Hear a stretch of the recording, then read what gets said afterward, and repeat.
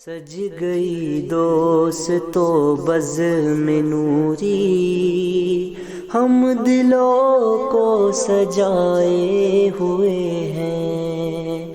آج موسم آج موسم ہے کتنا سہانا، میرے سرکار آئے ہوئے ہیں۔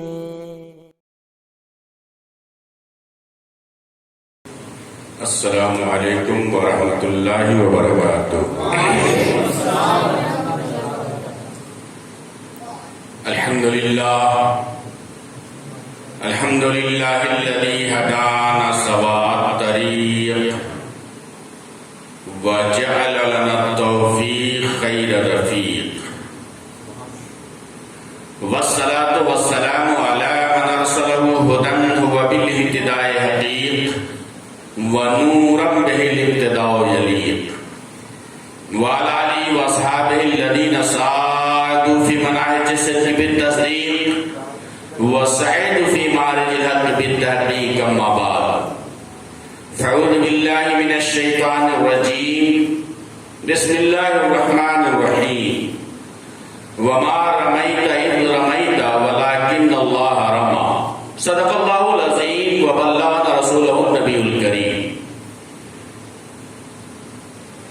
سب سے پہلے بارگاہ رسالت مآب صلی اللہ علیہ وسلم میں درود پاک کا ہدیہ پیش کریں اور پڑھیں۔ اللہم صلی علی سیدنا مولانا محمد بارک وسلم، صلاۃ و سلام علیہ یا رسول اللہ صلی اللہ تعالی علیہ وسلم۔ حسب عادت حمد پاک کے چند اشعار سماعت فرمائیں۔ مالک ہے سب کا خالق، یکتا صفات تیری، مالک ہے سب کا خالق، یکتا صفات تیری، ہر عیب سے منزہ ہے پاک ذات تیری، ہر عیب سے منزہ ہے پاک ذات تیری، ہے صبح و شام تیری، ہے دن و رات تیری، ہے صبح و شام تیری، ہے دن و رات تیری، کیا تعریف کر سکے گی یہ کائنات تیری، اور ہم سب کو بخش دینا ناز و کرم سے اپنے، یا اللہ عز و جل ہم سب کو بخش دینا ناز و کرم سے اپنے، اعلیٰ ہے ذات تیری اولیٰ ہے بات تیری، اعلیٰ ہے ذات تیری اولیٰ ہے بات تیری، اور میری طرف ہی نگہ صد التفات تیری۔ ایک مرتبہ درود پاک میں صلی اللہ علیہ وآلہ صلی اللہ علیہ وسلم، صلاۃ و سلام علیہ یا رسول اللہ صلی اللہ تعالی علیہ وسلم۔ رسول برکت کے لیے نعتیہ غزل کے بھی چند اشعار سماعت فرمائیں۔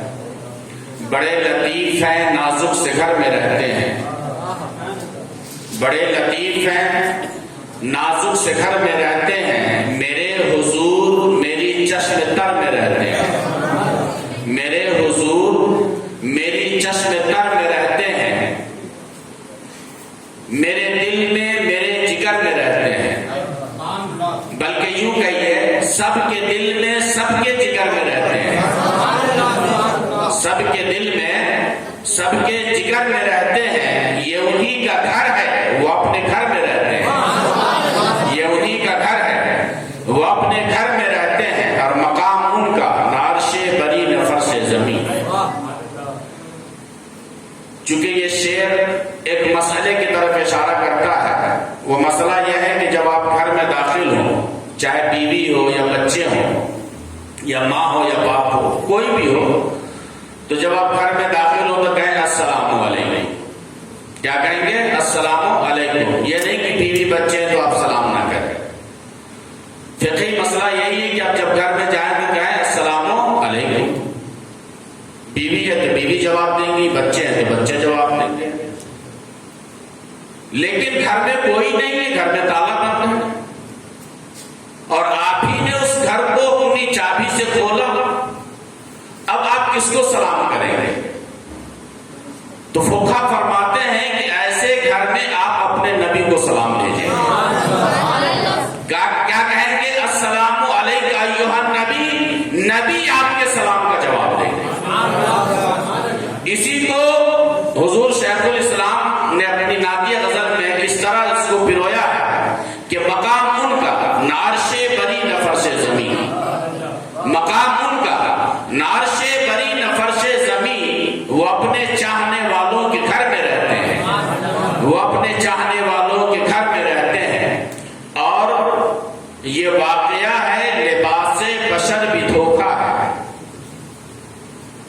یہ واقعہ ہے لباس بشر بھی دھوکہ ہے. حضور کا لباس بشر میں ہونا یہ رسول کی حقیقت نہیں ہے. اس پر ایک مفصل تقریر ہے، میں اس کی طرف نہیں لے جاؤں گا، بس یہ شعر کہہ کے گزر جاؤں گا کہ یہ واقعہ ہے لباس بشر بھی دھوکہ ہے.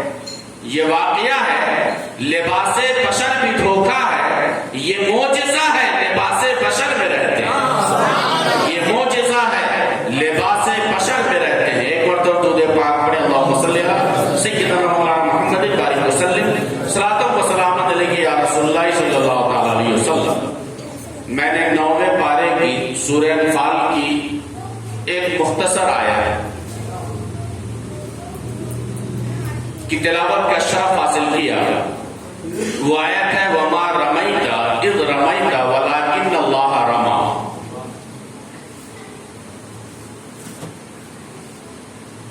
کہ جب حضور اکرم صلی اللہ علیہ وسلم ہجرت کے لیے اپنے دولت قدا سے نکلے تو آپ نے سنا ہوگا کہ حضور صلی اللہ علیہ وسلم نے کنکریاں پھینکی تھی.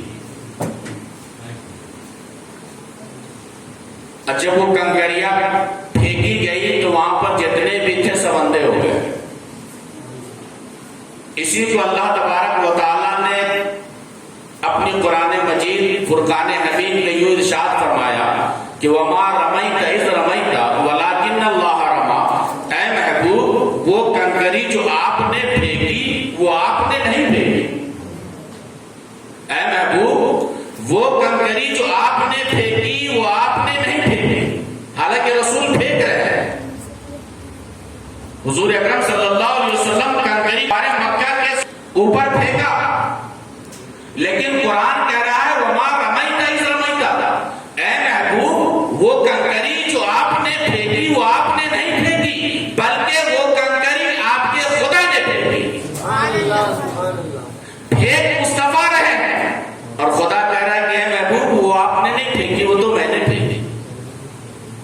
یعنی خداوند قدوس نے اپنے حبیب کے پھینکنے کو اپنا پھینکنا قرار دیا. تو یہ آیت ہجرت کے تعلق سے ہے اور آج کا موضوع بھی یہی ہے کہ ہجرت پہ روشنی ڈالی جائے.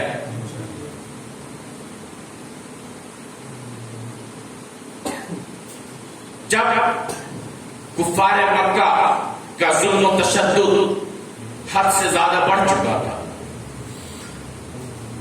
اب سوائے ہجرت کے کوئی چارہ ہی نہیں بچا تھا، تو حضور اکرم صلی اللہ تعالی علیہ وسلم نے اپنے تمام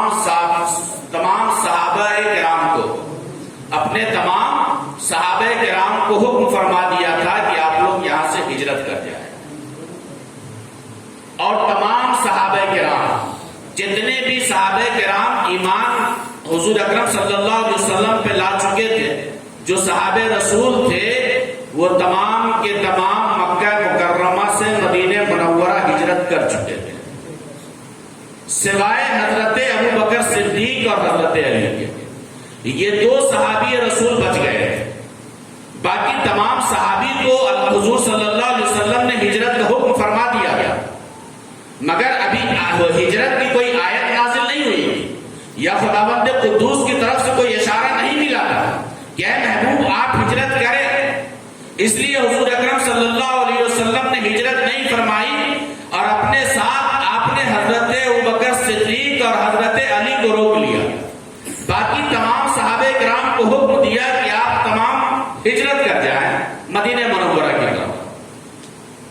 تو تمام صحابہ کرام چھپ کر کے ہجرت کر گئے سوائے حضرت عمر فاروق کے.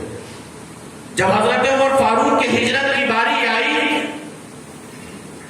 تو انہوں نے کہا کہ میں چھپ کر ہجرت نہیں کروں گا جیسا کہ آپ کی شان تھی. چونکہ جب آپ ایمان لائے تو مکے کے بیت اللہ میں جا کر کے اعلان کرتے ہیں کہ میں ایمان لا چکا ہوں. تو حضرت عمر فاروق رضی اللہ تعالیٰ عنہ ایک ہاتھ میں تلوار لیا اور دوسرے ہاتھ میں تیر اور کمان لیا اور خانہ کعبہ کے پاس پہنچتے ہیں. پہنچنے کے بعد 7 مرتبہ خانہ کعبہ کا طواف کیا. طواف کرنے کے بعد 2 رکعت نماز مقام ابراہیم پہ ادا کیا اور ادا کرنے کے بعد کفار و مشرکین جو وہاں بیٹھے تھے، کفار مکہ کی عادت تھی کہ وہ اکثر خانہ کعبہ کے پاس بیٹھ کر کے گفتگو کرتے تھے. جب حضرت عمر فاروق رضی اللہ تعالیٰ عنہ 2 رکعت نماز ادا کر لیا تو آپ نے ارشاد فرمایا، اے کفار مکہ سنو، میں ہجرت کے ارادہ سے یہاں سے نکل رہا ہوں مدینہ کی طرف، لیکن خبردار اگر کسی ماں کو بنا اولاد کے کرنا ہے، اگر کسی ماں کو بغیر اولاد کے رکھنا ہے، اگر کسی بچے کو یتیم کرنا ہے، اگر کسی عورت کو بیوہ کرنا ہے تو میرا تعاقب کرنا، میرا پیچھا کرنا. حضرت عمر فاروق کی آواز وہ گرجدار تھی. ارے بغیر آواز کے تو شیطان بھاگ جاتا تھا. جس راستے سے حضرت عمر فاروق گزرتے تھے شیطان راستہ بدل دیتا تھا، مگر جب حضرت عمر فاروق کی گرجدار آواز کفار مکہ کے کانوں تک پہنچتی ہے، وہیں پر ابو جہل بیٹھا ہوا ہے، وہیں پر ابو شیبہ بیٹھا ہوا ہے، وہیں پر ابو لہب بیٹھا ہوا ہے، وہیں پر کفار مکہ کے بڑے سے بڑے روسا بیٹھے ہوئے تھے، لیکن کسی کی ہمت نہیں ہوئی کہ وہ حضرت عمر فاروق کا پیچھا کر سکے. حضرت عمر فاروق شان و شوکت کے ساتھ ہجرت کر جاتے ہیں. جب یہ بات کفار مکہ تک پہنچی کہ حضور اکرم صلی اللہ تعالی علیہ وسلم کے تمام ساتھی یہاں سے ہجرت کر چکے ہیں، لہذا اس نے ایک میٹنگ بلوائی جس جگہ کو دار الندوہ کہا جاتا ہے. جس جگہ میٹنگ ہوئی اسے کیا کہا جاتا ہے؟ دار الندوہ. اس میں میٹنگ ہوئی اور جتنے بھی قبیلہ کے لوگ تھے سب کو اکٹھا کیا، تمام سرداران عرب کو اکٹھا کیا، سرداران مکہ کو اکٹھا کیا، اور اس میں یہ تجویز رکھی گئی کہ محمد عربی صلی اللہ تعالی علیہ وسلم کا کیا کیا جائے. چونکہ یہ ہمارے معبودوں کو برا بھلا کہنے سے باز نہیں آ رہے ہیں. اس میں سے ایک کھڑا ہوا اور کہا کہ انہیں قید کر لیا جائے. اسی میں ایک شیطان ایک بوڑھا شخص بن کر کے آیا، کہا کہ میں نجد سے آ رہا ہوں. نجد کی تاریخ بہت پرانی ہے جسے ہم نجدی کہتے ہیں. عبد الوہاب نجدی بھی ہندوستان میں آ کر کے کفر و دلالت پھیلایا تھا. وہیں نجد سے ایک شیطان بوڑھے کی شکل میں آیا اور کہا کہ میں نجد سے آیا ہوں. شیطان کی بات تھی، اس کی بات میں اس کے حساب سے کشش تھی اور بہت ہی ضعیف بن کر کے آیا ہے. لوگوں نے کہا کہ اچھا آپ نجد سے آئے تو آئیے ہمارے مشورے میں آپ بھی شریک ہو جائے. بہرحال وہ نجدی شیطان اس میٹنگ میں بیٹھ گیا. جب ایک نے کہا کہ محمد عربی کو قید کر لیا جائے تو وہ شیطان کہتا ہے کہ یہ تمہاری تجویز قابل قبول نہیں ہے، اس تجویز میں دم نہیں ہے. اس لیے دم نہیں ہے کہ ہو سکتا ہے کہ ابھی ان کے 2 ساتھی یہاں پر ہیں، حضرت ابوبکر صدیق اور حضرت علی، جنہیں وہ چھڑا لے اور تم ناکام ہو جاؤ. پھر اس نے ایک تجویز رکھی کہ ٹھیک ہے انہیں یہاں سے بھگا دیا جائے، انہیں یہاں سے بھگا دیا جائے. پھر اس شیطان نجدی نے کہا کہ نہیں، تمہاری یہ بھی تجویز اچھی نہیں ہے، اس لیے کہ تم بھگا دو گے کل پھر وہ فوج لے کر کے ہم میں آ جائے گا. چونکہ وہ شیطان تھا، اللہ تبارک و تعالیٰ نے اسے بے شمار علم عطا کیا تھا اور اسے یہ معلوم تھا کہ حضور اکرم صلی اللہ تعالیٰ علیہ وسلم ایک دن فتح مکہ فرمائیں گے. اس لیے اس نے کہا کہ یہ تجویز تمہاری ٹھیک نہیں ہے. پھر ابو جہل کھڑا ہوا. جس کا نام عمر بن ہشام ہے. اس نے کہا کہ ایسا کیا جائے، یہاں پر 5 بڑے قبیلے ہیں، 5 بڑے قبائل ہیں، اس 5 بڑے قبائل میں سے جو سب سے طاقتور لوگ ہیں اسے اکٹھا کیا جائے، اور اکٹھا کرنے کے بعد محمد عربی پر ایک بارگی حملہ کر کے ان کا کام تمام کر دیا جائے. شیطان اچھل پڑا، ہاں یہ تمہاری تجویز اچھی ہے، مگر اس شیطان کو کیا معلوم اللہ تبارک و تعالی ارشاد فرما چکا تھا ہوا کہ اے محبوب تمہاری حفاظت لوگوں سے میں فرماؤں گا، تمہاری حفاظت لوگوں سے میں فرماؤں گا. جب اللہ تبارک و تعالی حفاظت کی ذمہ لے چکا تھا تو بھلا یہ ابو جہلی کیا کر سکتے تھے؟ مگر تجویز پاس ہو گئی، مجلس برخاست ہو گئی. اللہ تبارک و تعالیٰ نے حضرت جبرائیل کو بھیجا اور کہا کہ جا کے محبوب سے بتا دو کہ ان کی یہ میٹنگ ہوئی اور یہ تجویزیں پاس ہو گئی. حضور تک یہ ساری باتیں پہنچ گئی. پھر اس کے بعد حضور اکرم صلی اللہ تعالی علیہ وسلم پر آیت نازل ہوئی کہ آپ ہجرت فرما لیں. اور حضرت جبرائیل نے آ کر کے عرض کیا کہ ان اللہ یامرک بالہجرہ، کہ اے محبوب اللہ تبارک و تعالی آپ کو ہجرت کا حکم فرماتا ہے، لہذا آپ ہجرت فرما لیجیے. حضور اکرم صلی اللہ تعالی علیہ وسلم نے اس رات کو ہجرت کے لیے چن لیا. محدثین فرماتے ہیں کہ وہ رات جو ہے پیر کی رات تھی. حالانکہ بعض محدثین کا کہنا ہے کہ وہ جمعرات کی شب تھی، لیکن حضور اکرم صلی اللہ تعالی علیہ وسلم جب غار ثور سے نکلے تو وہ پیر کا دن تھا. لیکن اکثر محدثین اور حضرت علامہ محدث دہلوی نے بھی یہی لکھا ہے کہ وہ پیر کی رات تھی، جس رات میں حضور صلی اللہ تعالی علیہ وسلم نے ہجرت کا ارادہ فرمایا.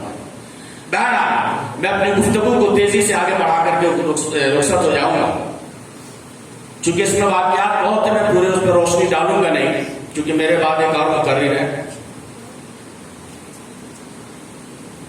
حضور اکرم صلی اللہ تعالی علیہ وسلم نے حضرت علی کو حکم دیا کہ اے علی آج کی رات تجھے میرے بستر پہ سونا ہے.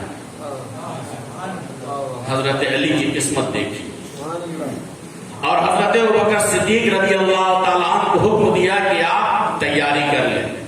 جبکہ حضرت ابوبکر صدیق رضی اللہ تعالیٰ عنہ جب سے ایمان لائے اور انہیں یہ پتا چل چکا تھا کہ ایک دن حضور اکرم صلی اللہ تعالیٰ علیہ وسلم مکہ سے مدینہ ہجرت کریں گے، تو حضرت ابوبکر صدیق رضی اللہ تعالیٰ عنہ ہمیشہ خدا کی بارگاہ میں یہ تمنا کرتے تھے کہ کاش اس شب میں ہوتا حضور کے ساتھ، اس ہجرت کی رات میں میں ہوتا. اللہ تبارک و تعالیٰ نے ان کی دعا قبول کی اور وہی اتفاق پڑا کہ حضور اکرم صلی اللہ تعالیٰ علیہ وسلم نے حضرت ابوبکر صدیق کو حکم دیا کہ آپ تیاری کر لیں، اور حضرت ابوبکر صدیق پہلے ہی سے 2 اونٹ کو پھوک کھلا پلا کر کے موٹا کر چکے تھے. وہ جانتے تھے کہ مجھے ایک دن حضور کے ساتھ ہجرت کرنی ہے. بہرحال ان دونوں ہجرت کو اور دونوں اونٹوں کو حضرت ابوبکر صدیق نے ایک مقام پہ پہنچا دیا. حضور اکرم صلی اللہ تعالی علیہ وسلم نے حضرت علی سے حکم دیا ہے علی آج کی رات تجھے میرے بستر پہ آرام کرنا ہے، آج سو جاؤ میرے بستر پر. اللہ اکبر. حضرت علی خود فرماتے ہیں جس رات میں حضور صلی اللہ تعالی علیہ وسلم نے مجھے کہا کہ علی آج میرے بستر پہ سو جاؤ اور کل صبح تمہیں اٹھ کر کے کچھ امانتیں ہیں جو لوگوں میں تقسیم کرنی ہے، اس کے بعد تجھے مدینہ کے لیے ہجرت کرنا ہے. حضرت علی سمجھ گئے کہ ہر دن سوتا تھا تو اس امید سے سوتا تھا کہ صبح کی نماز ملتی ہے کہ نہیں ملتی ہے، لیکن آج اس یقین سے سو رہا ہوں کہ صبح کی نماز مجھے ملے گی. چونکہ ہمارے آقا نے کہہ دیا ہے کہ اے علی تجھے کل صبح اٹھ کر کے امانتیں تقسیم کرنی ہے اور تجھے مدینہ کے لیے ہجرت کرنا ہے. اور پھر حضور اکرم صلی اللہ تعالی علیہ وسلم نے اپنے سامنے حضرت علی کو اپنے بستر پر لٹا دیا اور اپنی نوری چادر اڑا دی. جانتے ہیں حضور کی نوری چادر کی خاصیت؟ ایک مرتبہ حضرت عائشہ صدیقہ رضی اللہ تعالی عنہ نے حضور اکرم صلی اللہ تعالی علیہ وسلم کی چادر کو اپنے اوپر ڈالی تو کیا دیکھتی ہے کہ نور و عرفان کی برسات ہو رہی ہے. فوراً اس چادر کو اتار لی. جب اتاری تو نارمل ہو گئی. تو وہ نوری چادر جسے حضرت علی پر اڑا دیا گیا، حضرت علی کی قسمت نہیں تھی. حضرت علی نے کیا کیا عجائبات کا مشاہدہ کیا ہوگا، نبی کے کن کن اختیارات کا مشاہدہ کیا ہوگا. میرا ایمان تو یہ کہتا ہے کہ جب حضرت علی کو وہ چادر اڑائی گئی ہوگی تو حضرت علی سے سارے حجابات اٹھا لیے گئے. اس لیے کہ جب فتح مکہ ہوا اور حضور اکرم صلی اللہ تعالی علیہ وسلم نے خانہ کعبہ کے اندر اپنے گردن پہ جب حضرت علی کو اٹھایا تھا، ایک بت چونکہ کافی اوپر تھا اور حضرت علی کی خواہش تھی کہ حضور صلی اللہ تعالی علیہ وسلم میرے گردن پہ ایک قدم رکھ کر کے چڑھے، مگر حضرت علی کی قسمت دیکھیے. حضور اکرم نے کہا علی نہیں، تم میری گردن پہ سوار ہو. اور حضرت علی جب حضور کے گردن پہ سوار ہوئے تو حضور نے پوچھا ہے علی کہاں تک پہنچے؟ تو علی عرض کرتے اللہ کے رسول اگر آپ فرمائے تو عرش اعظم آپ کے قدم پہ لا کے رکھے. ذرا سوچئے، حضرت ابو بکر صدیق حضور کے ساتھ نکلنے کے لیے مٹھیوں میں کنکری لیا اور سورہ یاسین کی تلاوت کی اور کفار مکہ کے سروں پر پھینک دیا. محدثین کہتے ہیں کہ وہ تمام کنکری جن جن کے سر پہ پڑی وہ تمام کفار مکہ مقام بدر میں جہنم میں داخل ہوئی. وہ تمام کے تمام اس دن مقام بدر میں تمام کے تمام مارے گئے جن جن پر وہ کنکری گئی، اور اس کنکری کے پڑتے ہی وہ سب نابینا ہو گئے. اسی کی طرف اللہ تبارک و تعالی نے ارشاد فرمایا وما رمیت اذ رمیت ولکن اللہ رمی، کہ اے محبوب وہ کنکری جو آپ نے پھینکی تھی وہ آپ نے نہیں پھینکی، وہ تو میں نے پھینکی تھی. حضور اکرم صلی اللہ تعالی علیہ وسلم وہاں سے نکل گئے. یہاں منصوبے بنائے جا رہے ہیں کہ جیسے ہی صبح طلوع ہوگا ایک بارگی حضور پر حملہ کر دیا جائے گا اور ان کا کام تمام کر دیا جائے گا. اس طرح کی بات ہی چل ہی رہی تھی کہ وہی شیطان نزدی آ گیا. کہا کیا باتیں کر رہے ہو؟ کہا بس ہم صبح کا انتظار کر رہے ہیں، ہم لوگ صبح کا انتظار کر رہے ہیں کہ صبح طلوع ہو ان کا کام تمام کر دے. کہا نالائق کو وہ تو تمہاری آنکھوں میں دھول ڈھونپ کے چلے گئے، وہ تو تمہارے سامنے سے وہ گزر گئے، تمہیں ہوش نہیں ہوا، تمہیں خبر تک نہیں ملی. اب وہ تو نہ جانے کہاں گزر گئے ہوں گے، کہاں پہنچ گئے ہیں. حضرت ابوبکر صدیق رضی اللہ تعالیٰ عنہ جب جبل ثور کے پاس پہنچتے ہیں اسی رات میں، پیر کی رات، سوموار کی رات، حضور اکرم صلی اللہ تعالی علیہ وسلم نے حضرت ابوبکر سے کہا کہ ہم لوگ کسی مقام پہ ٹھہر جائیں. محدثین کہتے ہیں کہ حضور اکرم صلی اللہ تعالی علیہ وسلم کا پیر چونکہ بہت نازک تھا، آپ کا پیر زخمی ہو گیا. حضرت ابوبکر صدیق رضی اللہ تعالیٰ عنہ نے حضور اکرم صلی اللہ تعالیٰ علیہ وسلم سے کہا اللہ کے رسول آپ ہماری گردن پہ سوار ہو جائیں. سوچئے حضرت ابوبکر صدیق کی قسمت. میرا ایمان کہتا ہے کہ جب حضرت ابوبکر صدیق نے حضور اکرم صلی اللہ تعالی علیہ وسلم کو اپنے گردن پہ بٹھایا ہوگا اور جب نیچے دیکھے ہوں گے حضرت ابوبکر صدیق تو زمین کے ساتوں طبق نظر آ گیا ہوگا، اور جب آسمان پہ دیکھے ہوں گے تو عرش اعظم نظر آ گیا ہوگا، جب شمال میں دیکھے ہوں گے، جب جنوب میں دیکھے ہوں گے، جب پورب و پچھم کی طرف دیکھے ہوں گے، جب اتر و دکھن کی طرف دیکھے ہوں گے، تو اللہ تبارک و تعالیٰ سارے حجابات کو اٹھا لیا ہوگا۔ اور جو لوگ حج کر کے آئے ہوں گے یا جو عمرہ کو جا چکے ہوں گے، الحمدللہ میں بھی گیا تھا لیکن میری ہمت نہیں ہوئی کہ اس جبل ثور پہ چڑھ سکوں، مگر حضرت ابوبکر صدیق رضی اللہ تعالیٰ عنہ حضور اکرم صلی اللہ تعالیٰ علیہ وسلم کو اپنے کاندھے پہ بٹھا کر کے اس غار ثور میں لے گئے۔ اس پہاڑ پہ انسان اکیلا نہیں چڑھ سکتا اس زمانے میں، تو اس زمانے میں اس پہاڑ پہ چڑھنا کتنا دشوار رہا ہوگا، اور حضرت ابوبکر صدیق حضرت حضور اکرم صلی اللہ تعالیٰ علیہ وسلم کو اپنے کاندھے پر بٹھا کر کے غار ثور میں لے جاتے ہیں۔ اچھا، اس میں کوئی تعجب کی بات نہیں ہے، چونکہ حضور اکرم صلی اللہ تعالیٰ علیہ وسلم اگر ان کا وزن دیکھا جائے تو حقیقت میں ان کا وزن ایک گلاب کے پھول سے بھی کم ہے۔ ان کا وزن جو ہے ایک گلاب کے پھول سے بھی کم ہے، لیکن چونکہ بارے نبوت ہے، نبوت کا بوجھ ہے، چونکہ جب ایک مرتبہ حضور اکرم صلی اللہ تعالی علیہ وسلم کسی کنویں سے پانی نکال رہے تھے تو بالٹی جو ہے حضور صلی اللہ تعالی علیہ وسلم کا بارے نبوت برداشت نہ کر سکا اور رسی ٹوٹ چکی تھی، مگر اللہ تبارک و تعالیٰ نے حضرت ابوبکر صدیق پر وہ کرم فرمایا کہ حضور اکرم صلی اللہ تعالی علیہ وسلم کو نیچے سے اٹھا کر کے اور غار ثور تک لے گئے۔ وہ غار ثور اس زمانے میں بھی اگر چڑھا جائے تو کئی گھنٹے لگ جائیں گے، لیکن چڑھنا آسان نہیں ہے۔ حضرت ابوبکر صدیق رضی اللہ تعالیٰ عنہ غار میں پہنچتے ہیں، دیکھتے کیا ہے کہ بہت چھوٹی جگہ ہے، یعنی اس کا جو سوراخ تھا بہت چھوٹا تھا۔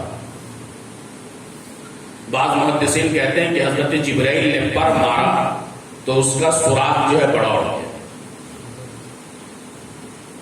بہرحال جب حضرت ابوبکر صدیق وہاں پہنچے تو حضور صلی اللہ تعالی علیہ وسلم سے عرض کیا، اللہ کے رسول آپ ٹھہرے، پہلے میں غار میں جاتا ہوں، دیکھتا ہوں کہ اس میں کیا ہے، پہلے میں اس کی صفائی کرتا ہوں۔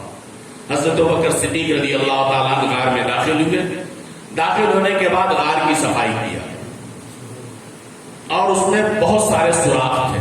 آپ کے پاس ایک قیمتی شال، ایک قیمتی چادر تھی، اس چادر کو ٹکڑے کر کے سارے سوراخوں میں ڈال دیا، ایک سوراخ بچ گیا۔ اب کپڑا نہیں تھا کہ جسے اس سوراخ کو بند کیا جائے۔ حضرت ابوبکر صدیق رضی اللہ تعالیٰ عنہ نے اس سوراخ پر اپنا قدم مبارک ڈال دیا، اپنی ایڑی کو لگا دیا، اور حضور صلی اللہ تعالیٰ علیہ وسلم سے عرض کیا، اللہ کے رسول اب آ جائیے، اب یہ غار ثور آپ کے لیے تیار ہے۔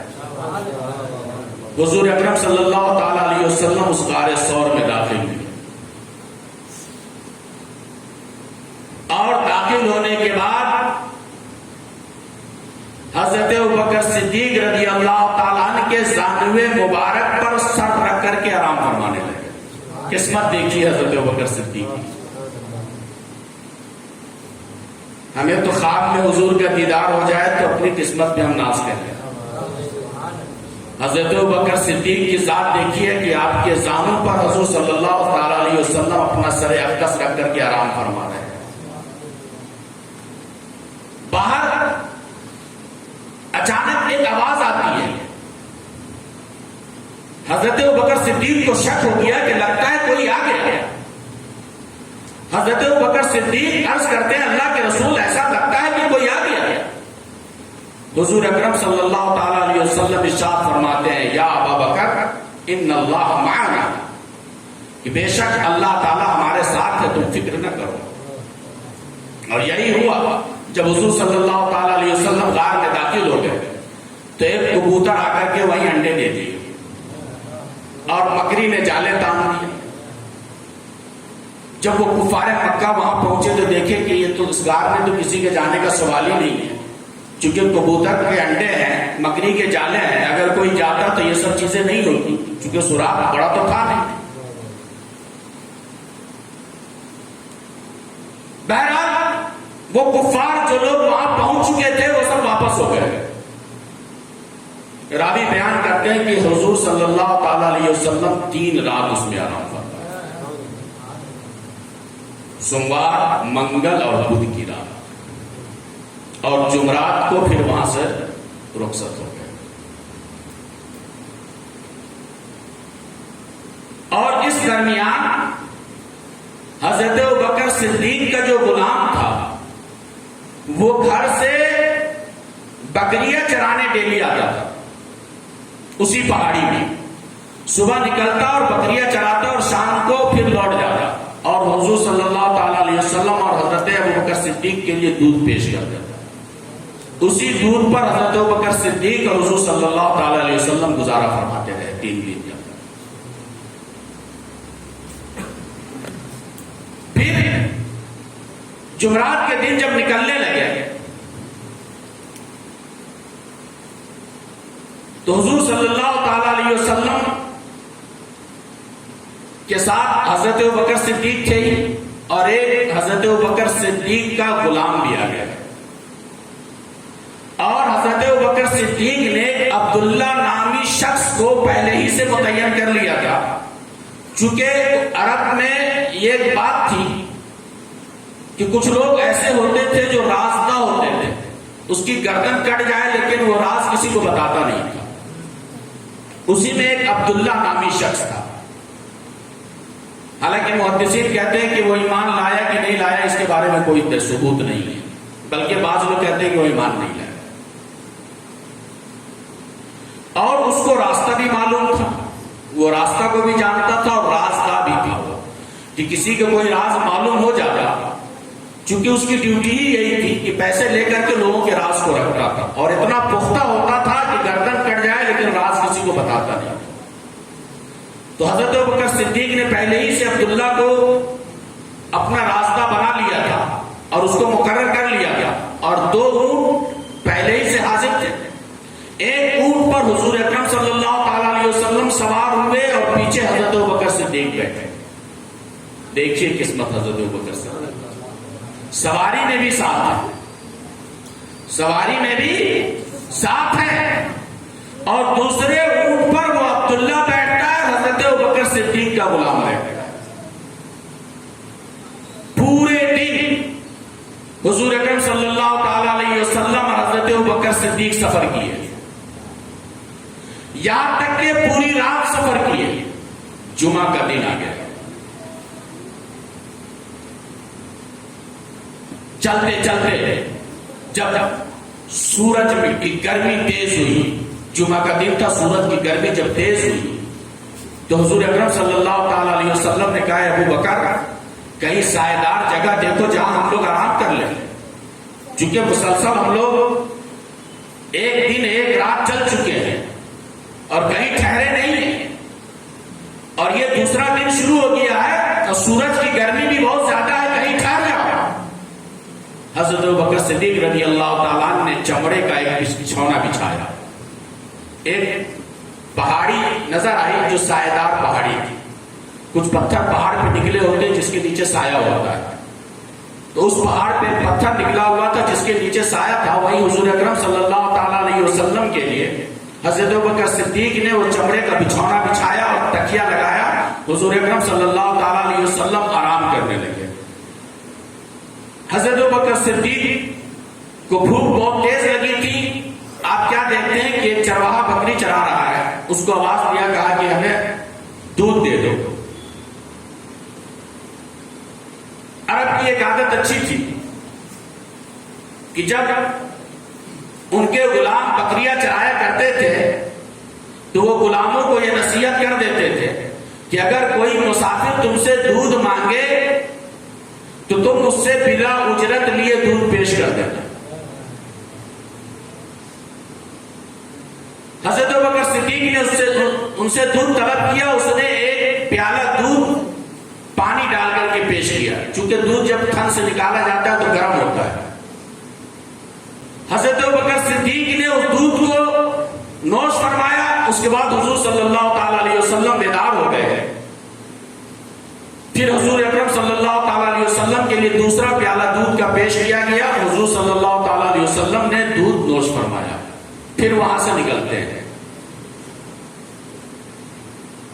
پھر وہاں سے چلے گئے. پھر ایک ایسے مقام پر پہنچے جہاں شام ہو چکی تھی.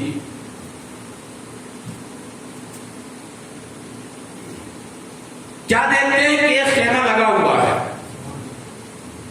جس خیمے کے دروازے پر ایک ضعیفہ بیٹھی ہوئی ہے جس کا نام ام معبد عاتکہ تھا, جو خالد کی بیٹی تھی. اور اس ضعیفہ کی عادت تھی کہ جب کوئی مسافر گزرتا تھا تو اس کے لیے کچھ کھانے پینے کا انتظام کرتی تھی. لیکن اتفاق سے جب حضور اکرم صلی اللہ تعالی علیہ وسلم حضرت ابوبکر صدیق کے ساتھ وہاں پہنچے اور حضور اکرم صلی اللہ تعالی علیہ وسلم نے اس ضعیفہ سے کہا, فرمایا کہ اے ضعیفہ, تمہارے پاس اگر کھجور یا دودھ ہو تو مجھے دے دو. وہ ضعیفہ کہتی ہے کہ اس سال بہت قحط سالی ہے اور میرے پاس نہ کھجور ہے نہ دودھ ہے. چونکہ جو بکریاں تھی وہ ہمارے شوہر اس کو لے کر کے چرانے کو نکل گئے, ابھی لوٹے نہیں ہیں. اس خیمے میں حضور اکرم صلی اللہ تعالی علیہ وسلم کی نظر ایک کمزور بکری پہ پڑتی ہے. حضور اکرم صلی اللہ تعالی علیہ وسلم نے اس ضعیفہ سے ارشاد فرمایا, ہے ضعیفہ, وہ بکری جو نظر آ رہی ہے کیا میں اس سے دودھ نکال لوں؟ وہ ضعیفہ کہنے لگی, اے نوجوان, اے شخص, یہ بکری تو بہت کمزور و لاغر ہے, یہ چلنے کے لائق نہیں, اس لیے میرے شوہر نے اس کو یہیں چھوڑ دیا ہے. اور یہ تو بہت دنوں سے دودھ دے ہی نہیں رہی ہے, اس کا تھن تو سوکھ چکا ہے, یہ کیا دودھ دے گی, اس سے کیا دودھ نکلے گا؟ حضور اکرم صلی اللہ تعالی علیہ وسلم نے ارشاد فرمایا, اے ضعیفہ, اگر تم اجازت دو تو میں دودھ نکال لوں. وہ ضعیفہ کہتی ہے کہ ٹھیک ہے, اگر آپ چاہیں تو دودھ نکال لیں. حضور اکرم صلی اللہ تعالی علیہ وسلم نے اس بکری کو اپنے قریب کیا اور قریب کرنے کے بعد حضور اکرم صلی اللہ تعالی علیہ وسلم نے اس کے تھن پہ ہاتھ رکھا. تھن پہ جیسے ہی ہاتھ رکھا وہ بکری توانا ہو گئی. اس کے تھنوں میں دودھ آ گیا. حضور اکرم صلی اللہ تعالی علیہ وسلم نے ضعیفہ سے کہا, برتن لاؤ. حضور اکرم صلی اللہ تعالی علیہ وسلم بکری کی دودھ کے دودھ نکالنے لگے, یہاں تک کہ وہاں پر جتنا برتن تھا سب دودھ سے بھر گئے. اور اس خیمے میں جتنے لوگ تھے, وہاں پر جتنے خیمے تھے, تمام کے تمام اس دودھ سے سیراب ہو گئے. اس کے بعد حضور صلی اللہ تعالی علیہ وسلم نے پھر دودھ دونا شروع کیا اور جتنے پیالے برتن تھے سب دودھ سے بھر گئے. حضور صلی اللہ تعالی علیہ وسلم اور حضرت ابوبکر صدیق اور جو بھی آپ کے ساتھ تھے سبھی نے دودھ تناول فرمایا. پھر وہاں سے آپ نکل گئے. جب اس ضعیفہ کا شوہر آتا ہے اور اس کی نظر دودھ پہ پڑتی ہے تو اس کا شوہر کہتا ہے, یہ تو بتاؤ کہ یہ دودھ تمہارے پاس اتنے سارے کہاں سے آیا؟ وہ ضعیفہ کہتی کہ آپ بیٹھیے. بیٹھاتی ہے اور سارا ماجرا بیان کرتی ہے.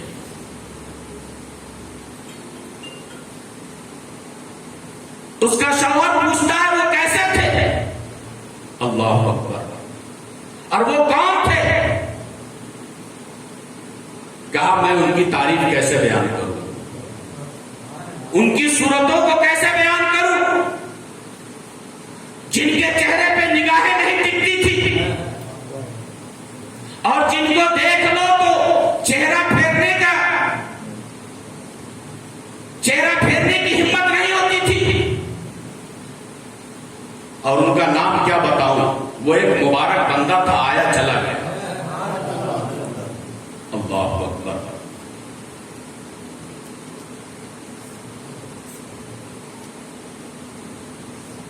اس ضعیفہ کا شوہر، اس کے دل میں ایمان کی کرن جاگ اٹھی، اسے ملنے کا اشتیاق ہو گیا، ملنے کا شوق دل میں جاگ اٹھا، اور بیوی سے کہا ٹھیک ہے کچھ دنوں کے بعد ہم لوگ ہجرت کر کے چلیں گے ملنے۔ بہرحال محدثین لکھتے ہیں کہ کچھ دنوں کے بعد وہ لوگ وہاں سے ہجرت کر کے حضور اکرم صلی اللہ تعالی علیہ وسلم کے دست اقدس پر ایمان لے آئے۔ میں اپنی گفتگو کو سمیٹ رہا ہوں۔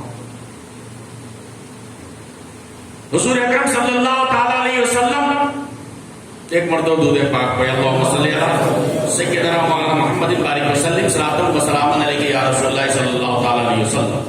بس 5 منٹ اور لوں گا۔ حضور اکرم صلی اللہ تعالی علیہ وسلم وہاں سے رخصت ہو گئے،